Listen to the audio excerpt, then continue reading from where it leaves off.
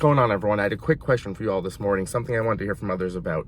What triggers your ankylosing spondylitis symptoms the most? Is it when you're not sleeping as good, stress, nutrition, when you're not moving as much during the day, when you have to sit a lot during the day? And I'm on here for a reason, because two things for me. One is if I start eating off course a little bit, more inflammatory foods, breads, pastas, fried foods, I feel horrible the next day because I changed my diet so much that I started to really feel good. So when I go off course now, it's not as much as I used to. I really feel horrible. And that's why I'm here this morning at 5 a.m. at the gym, just to loosen up a little bit, because I can feel my hip tightening up, that sciatica creeping in a little bit.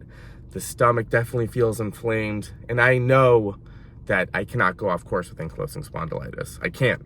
At this point, I've seen the evidence over time, and this is going to be different for everyone, but for me, I see the evidence. I cannot eat off course. When I do, I feel this way, but the hardest part is keeping with it. We can know what to do. We can know the right movements. We can know the right exercises. And I've talked about this in the past with eating. I've eaten so clean over the years, and I enjoy it because I feel better, that I've stuck with it. But when I go off course, I feel terrible. So I've been feeling pretty good the past few weeks.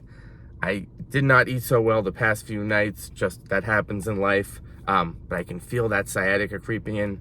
So first, I want to hear from others. If you eat off course, even just one meal, one night of maybe drinking alcohol, eating off course a little bit, fried foods, going out to dinner and just eating whatever, do you feel bad the next day, or are you able to snap out of it? For me, I feel pretty bad the next day, and the body feels a lot more fatigued.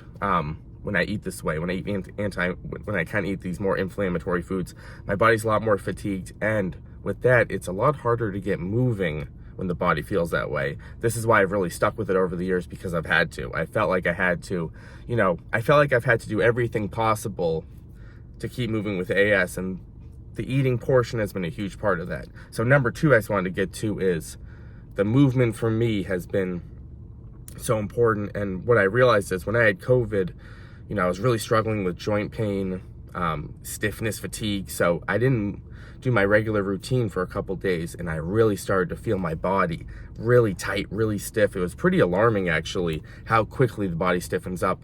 And a lot of us have realized this with ankylosing spondylitis over the years. Things can really tighten up and stiffen up really quickly, and that's why I really concentrate on the mini routines, kind of those micro routines that you can do daily, even if it's just a couple of minutes. That's been the biggest thing for me, just consistently moving, not pushing it, but low impact movement, moving around the house, mini stretching routines. That for me has been the most important, because when I stop doing that, I can really feel the body stiffen up. So those were my two things this morning. I want to hear from others. If you get really triggered pretty quickly, if you go off course eating, if you're lack of sleeping, I want to hear from others. Let's keep going.